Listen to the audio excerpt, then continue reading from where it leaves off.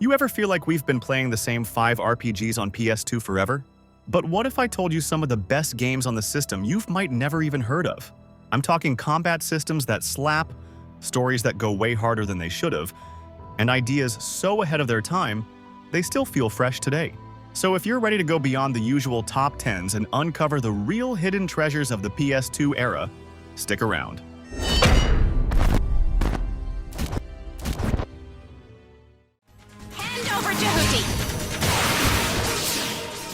Most people remember Zone of the Enders for its flashy mechs and that demo disc with Metal Gear Solid 2.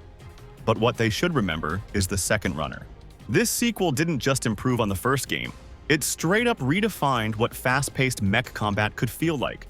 The movement is buttery smooth, the lock-on system feels incredibly intuitive, and every fight has this intense energy that just keeps pushing you forward. It leans hard into this anime-inspired style with bold effects and cinematic flair, and somehow it still looks amazing today. The soundtrack deserves its own shout-out too. It's this mix of electronic beats and orchestral drama that perfectly matches the scale of what's happening on screen. But what really makes it stand out, though, is how it constantly throws new mechanics at you. One moment you're using giant arms to smash enemies, the next, you're navigating tight corridors in zero gravity or protecting an ally while swarms close in. You're flying around at breakneck speed, dashing between enemies in midair, slicing through them with a glowing energy blade, then switching seamlessly to long-range lasers or powerful charged shots. It's all built around a smart lock-on system that keeps you focused on the action instead of fumbling with the controls. You can block, counter, and even grab enemies or objects in the environment to use as weapons, which adds this crazy sense of freedom during fights. The game also lets you interact with the terrain, launching off walls, hovering between tight spaces, and even dodging inside enemy formations. And as you defeat enemies and complete objectives, you collect energy and data that boost your mech's overall performance. Things like health, attack power, and sub-weapon capacity. Unlocking new sub-weapons, for example, opens up new ways to deal with different enemy types and scenarios. You'll get tools like the gauntlet to punch enemies into walls, the halberd for wide-range energy slashes, or the homing missiles that let you control crowds without getting swarmed. Soon, you start noticing just how much faster and more responsive your mech becomes, making early game encounters feel like warm-ups by comparison. But it never overstays its welcome. The whole game is short, sharp, and insanely replayable.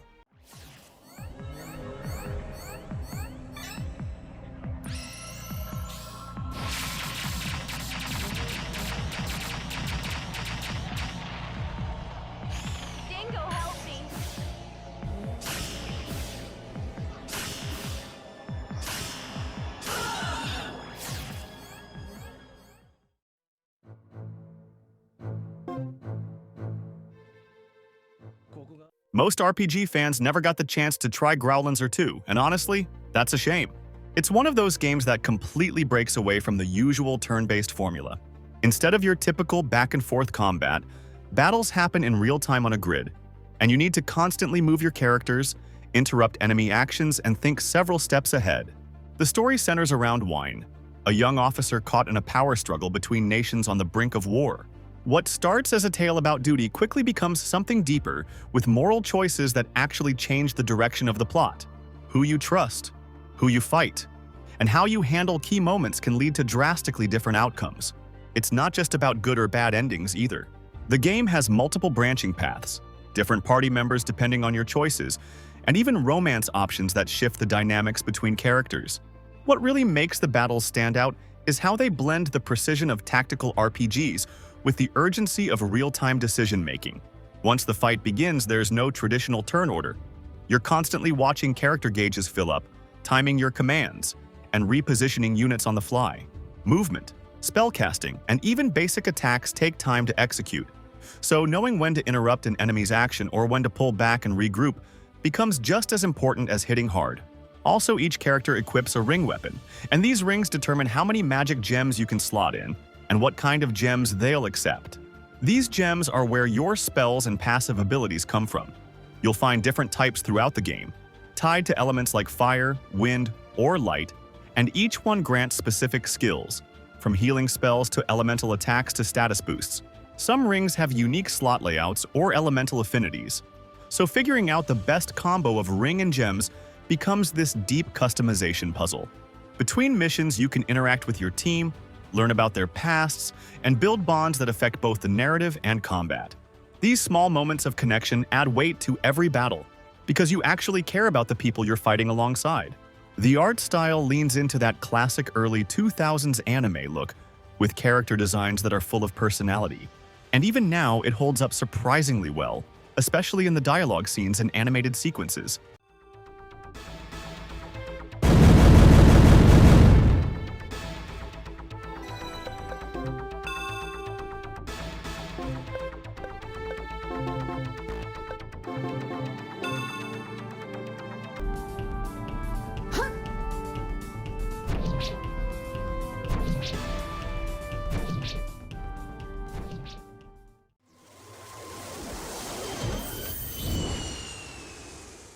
One of the weirdest and most unique RPGs to ever hit the PS2 was Liko. It's the kind of game that throws out the usual fantasy cliches and builds an entire world inside a massive tower floating above a sea of plasma. You're not just running around castles or forests here. You're navigating a layered society that lives inside this ancient technological structure. And the best part? Everything revolves around music, emotion, and the connection between characters. The real hook of Liko is the way it blends traditional turn-based combat with something totally different called dive therapy. Instead of just leveling up your party the usual way, you dive into the minds of these characters called Revatales, girls who use song magic to cast powerful spells. Their abilities get stronger not just through grinding, but by exploring their subconscious, facing their inner fears, and building trust through dialogue. Every choice you make inside their mind can change their personality, unlock new powers, or open different story routes. Combat itself looks simple at first, but there's a rhythm to it. You've got your frontline doing the damage and protecting the Revatel in the back, while she charges up her song. The longer she sings without interruption, the more devastating her attack becomes. So, battles become a constant game of risk and reward, protecting her long enough to drop a massive spell while juggling enemies who are trying to shut her down. And while the art style leans heavily into anime territory, it's packed with charm, detailed character designs, and a soundtrack that absolutely carries the atmosphere. This game might not be for everyone. It's weird, unapologetically niche, and at times completely off the rails. But for those who give it a shot, it offers a one-of-a-kind experience that sticks with you long after the credits roll.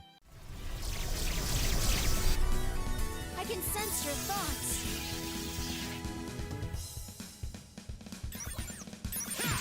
On a mission. Taking on a different level. Trying to fill a thought. Be like me.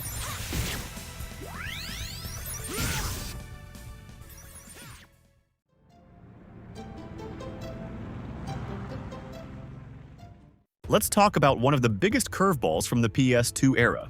Shining Force Neo ditched its tactical roots and showed up as a full-blown action RPG. And yeah, that rubbed a lot of old-school fans the wrong way. But if you give it a chance for what it is, not what it used to be, it's actually a wild ride packed with loot, chaos, and surprisingly tight combat. You step into the boots of Max, a young warrior trying to stop an ancient evil from wrecking the world. Classic setup, but the execution? That's where it gets interesting.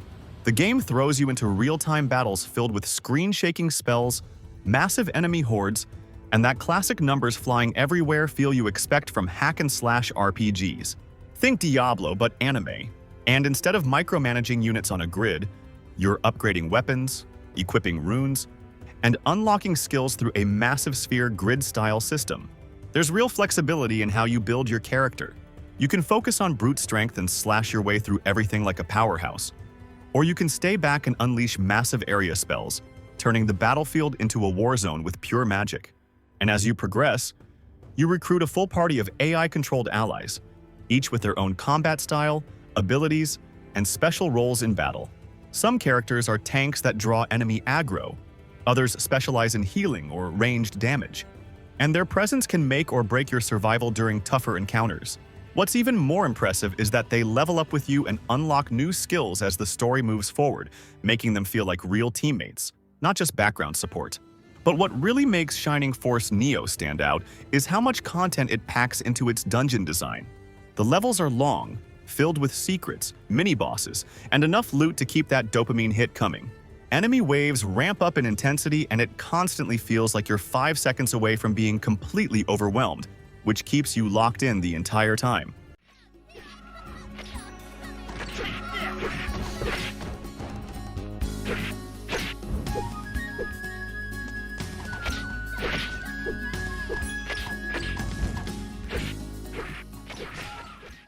Quick pause here. If you've got a hidden gem in mind that needs to be in the next part of this video, drop it in the comments. I check every single one, and yes, I actually reply. Plus, your comments help push the video out to more folks and keep this channel alive and kicking with fresh content. And while you're at it, hit that subscribe button. It's probably the only commitment you'll make today that doesn't involve food or Netflix. Oh, and don't forget to check out our link to Instant Gaming down below. Any game you grab through it helps support the channel, and maybe even helps me keep the lights on. Thanks for that.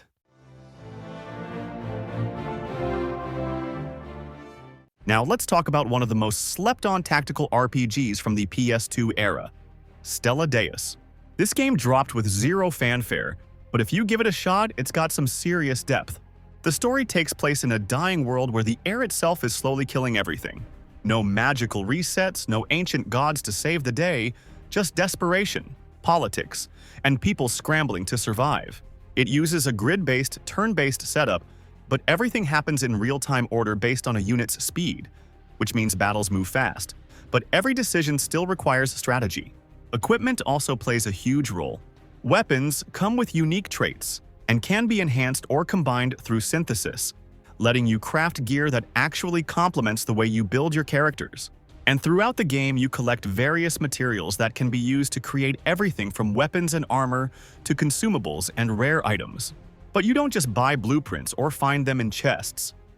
You actually talk to NPCs, complete side quests, and experiment with different combinations to unlock new synthesis options. And some of the best gear in the game can only be crafted through this system, so customizing your loadout through crafting becomes just as important as your tactics on the battlefield. A lot of tactical RPGs fall into the trap of making enemies either mindless punching bags or overly aggressive. But here, they actually feel like they're thinking. Enemies will flank you, focus on weaker units, and even try to disrupt your positioning if they see an opening. And because the game doesn't rely on cheap difficulty spikes or overpowered bosses to challenge you, the pressure comes from having to read the battlefield like a chessboard. Visually, it holds up surprisingly well. The art direction was handled by the same artist behind Persona 3 and 4, and you can definitely feel that signature style. Character designs are sharp, the color palette fits the bleak setting, and several cutscenes are voiced, which adds a nice cinematic layer to the storytelling. Shooting star! All right, Don't miss! gotcha.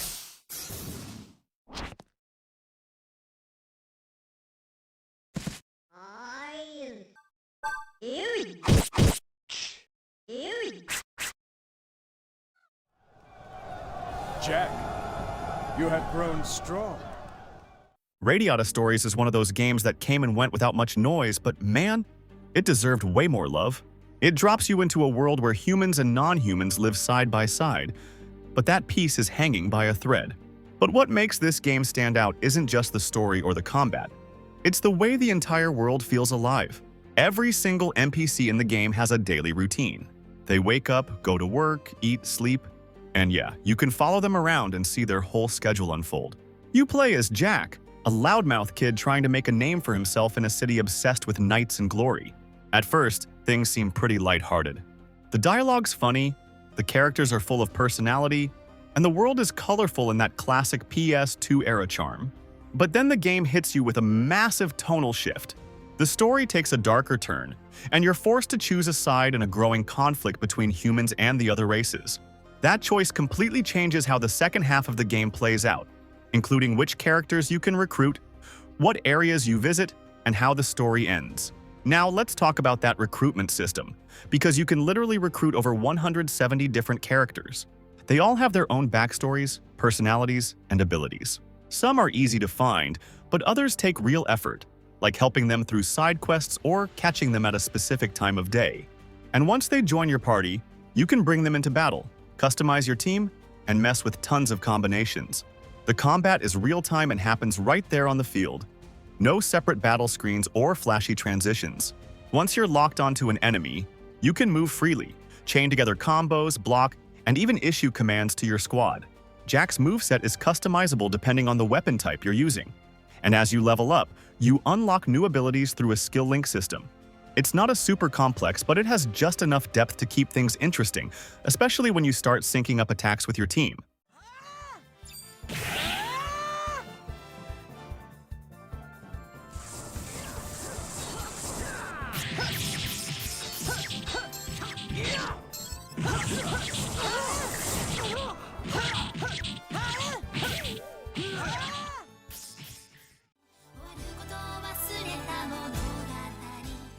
Most RPGs back in the day followed a simple formula. Gather your party, save the world, roll credits. But Atelier Iris 2 threw that formula out the window and did its own thing, blending old-school charm with mechanics that felt way ahead of their time. The game splits the adventure between two characters, Felt and Vies. One goes out exploring the world, battling enemies and uncovering the truth behind a collapsing dimension. The other stays behind, crafting weapons, items, and everything else the party needs to survive. This dual protagonist created a real sense of partnership. The combat is turn-based and uses a timeline system where turn order isn't fixed. You can actually manipulate it by using certain abilities to delay enemy actions or push them back on the gauge. Each character has their own set of skills, and managing your skill points becomes just as important as landing hits. You've also got break attacks that can stun enemies and open them up for follow-up combos, which becomes super useful against tougher bosses. And since item usage is tied to alchemy, not every character can just throw a potion or bomb whenever they want. You gotta think ahead and make sure your items are ready and equipped beforehand. And the crafting system? It wasn't just something you used occasionally. It was the beating heart of the game. Everything from healing items, gear, to powerful battle tools comes from alchemy. And it's all handled by Vies while Felt is out in the field. Different components affect stats, add elemental properties, or even unlock hidden traits, so there's a ton of experimentation involved. Plus, once you discover a recipe, you can replicate it easily, but the game still rewards creativity if you want to push for better results. You're constantly gathering ingredients from battles, shops, or field exploration, and turning that junk into game-changing equipment. Visually, the game still holds up thanks to its 2D art style. The character portraits are expressive, the environments are full of color and detail, and the animations during battle still look slick even today. I'll heal you. Eat this! I'll heal you. Refuel shot.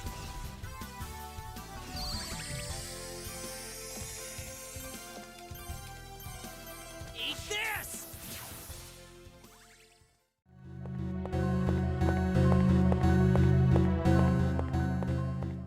Most people skipped right over King's Field 4, and honestly, that's a shame. This was From Software before they blew up with Dark Souls, and the DNA is all over it. The game drops you into this gloomy, decaying world with no hand-holding, no flashy intros, just you, a sword, and a whole lot of things trying to kill you. And the atmosphere? It's heavy, like the entire world is rotting away and you're the only one left who cares. The combat might feel clunky if you're used to modern action RPGs, but it's not bad. It's just deliberate. Every attack drains a chunk of your stamina bar, and if you run out, you're wide open and dead meat. There's no fancy dodge roll like in later From Software titles, but you can strafe and backpedal to avoid damage. You fight in first person, which makes every encounter feel personal and dangerous, especially when you're face-to-face with something crawling out of the dark. Magic is part of the equation too, but spells are limited early on, so learning to read enemy behavior and manage your resources becomes essential. But it's in the exploration where the game really shines. The map doesn't tell you where to go. You get lost, you find weird items, hidden doors, and shortcuts that loop back to places you didn't even realize were connected. It's got that same feeling you get when everything finally clicks in games like Demon's Souls. Also, the world design is brutally smart. You start feeling powerless, wandering through dark hallways with nothing but a weak sword and a flickering torch. But slowly, you grow stronger, learn enemy patterns, uncover powerful gear, and you begin to piece together the broken world around you. And there's lore scattered everywhere, but it never shoves the story in your face. You have to dig for it, read between the lines, and let the world speak for itself.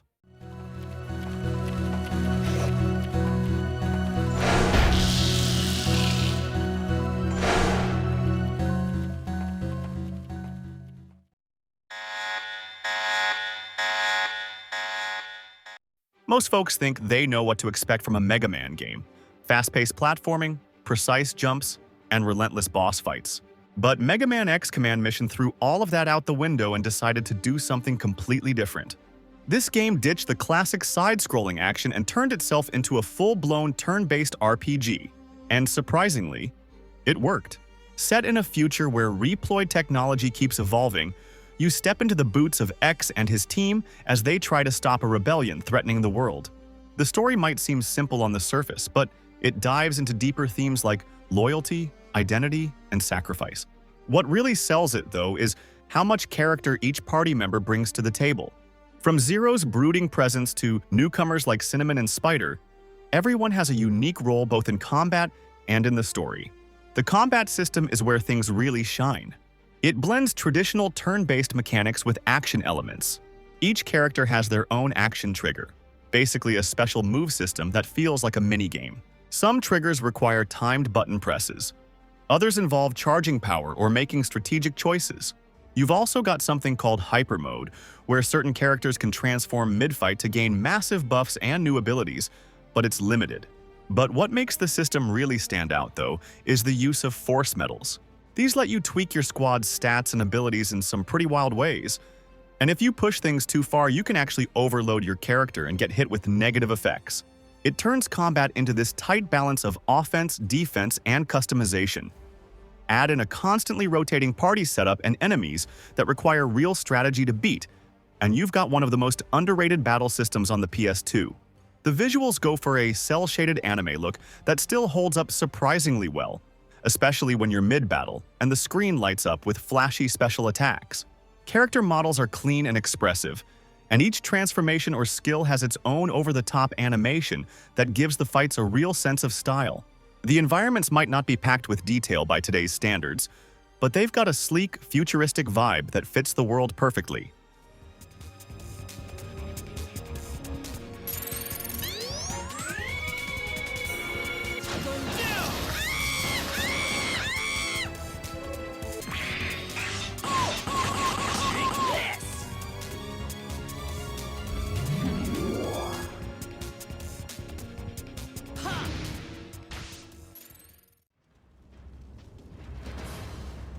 The year was 596. Let's talk about one of the weirdest RPGs to ever drop on the PS2. Summoner was clunky, messy, and honestly, kinda genius. It came out during the early 2000s, right when developers were still figuring out how to bring RPGs into the 3D era. And while a lot of games from that time stuck to safe formulas, Summoner tried to do something different. It threw you into a dark, politically charged world full of betrayal, ancient magic, and gods who absolutely did not care about you. You play as Joseph, a farmer marked from birth with a cursed power. Every time he tries to use his summoning magic, someone ends up dead.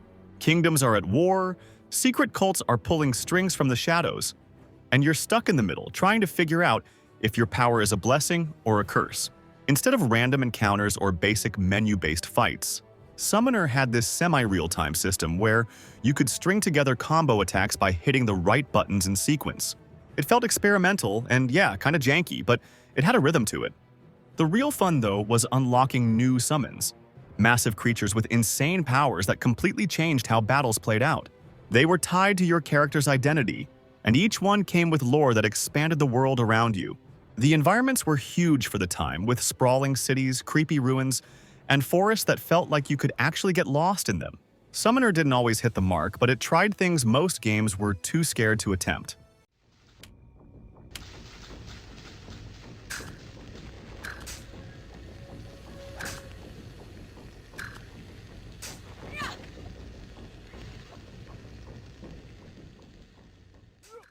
Hey guys, this is actually the second video in our series on underrated PS2 RPGs, so I'm gonna leave the first one right here on your screen. Make sure to check it out for some great picks you might have missed. And while you're at it, don't forget to help me out. Hit that subscribe button, drop a comment on each video, and take a look at the instant gaming deals with Steam activation. Every click through that link helps keep the lights on, maybe gets me a decent lunch, and definitely keeps this channel going strong. Appreciate you.